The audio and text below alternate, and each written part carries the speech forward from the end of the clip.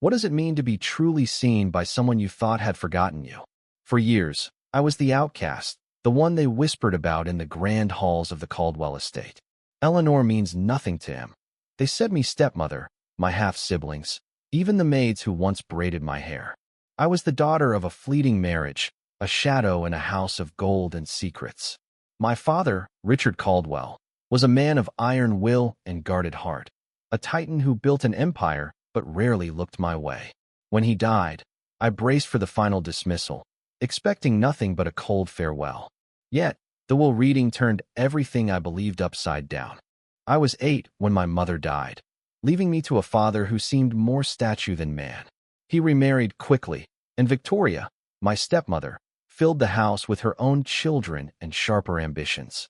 My half-siblings, Clara and James, were the golden heirs, raised on praise and privilege. I was the spare, tucked away in the attic room, my existence barely acknowledged. "You're not really a Caldwell," Clara once sneered, her words cutting deeper than I'd admit. I learned to be small, to move quietly, to expect nothing.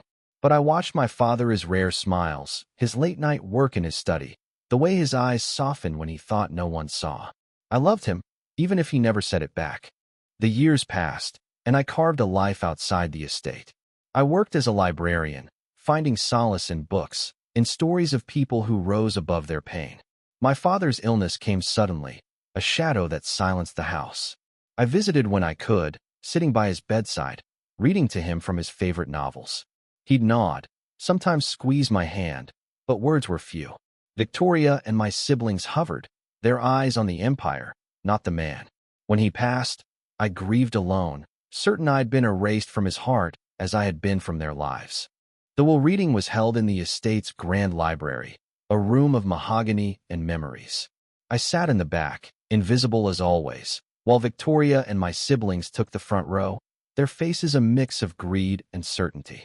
The lawyer, Mr. Harrow, adjusted his glasses and began. The room buzzed with anticipation as he listed assets, properties, stocks, the vineyard in Tuscany. Clara and James leaned forward, their futures gleaming. I stared at my hands, preparing for the inevitable. Nothing. Then Mr. Harrow paused. "To my daughter, Eleanor Marie Caldwell," he read, his voice steady but weighted. Heads turned. My heart stopped. "I leave the entirety of my personal estate, including the Caldwell Manor, my private library, and the controlling shares of Caldwell Enterprises." A gasp ripped through the room. Victoria's face drained of color. Clara's mouth fell open, and James gripped his chair, knuckles white. I couldn't breathe. The lawyer continued, reading my father's words. "Eleanor, you were my quiet strength, my unseen light. You never asked, but you gave me everything. This is my way of giving back." The room erupted. Victoria screamed about fraud, Clara sobbed, and James stormed out, slamming the door. I sat frozen, the weight of my father's love crashing over me like a wave. He had seen me. All those silent moments, the books I read to him, the way I stayed when others turned away, he had noticed. The family's whispers, their dismissal, had been wrong. I meant something. I meant everything. In the days that followed, I walked the manor's halls, no longer a shadow. The library became my sanctuary, its shelves holding my father's favorite books, now mine. I found a letter tucked inside one, his handwriting shaky but clear. "Eleanor, forgive my silence. I was never good with words, but you were my pride. Live boldly now." Tears fell as I read it, a mix of grief and gratitude. The family fought the will, but Mr. Harrow was meticulous. Every clause was ironclad. I didn't want their war, only peace. I kept the manor and library, but I gave Clara and James shares to rebuild, hoping they'd find their own paths. Victoria left, her pride too wounded to stay. I stayed, not to gloat, but to honor the man who saw me when I felt invisible. What does it mean to be truly seen?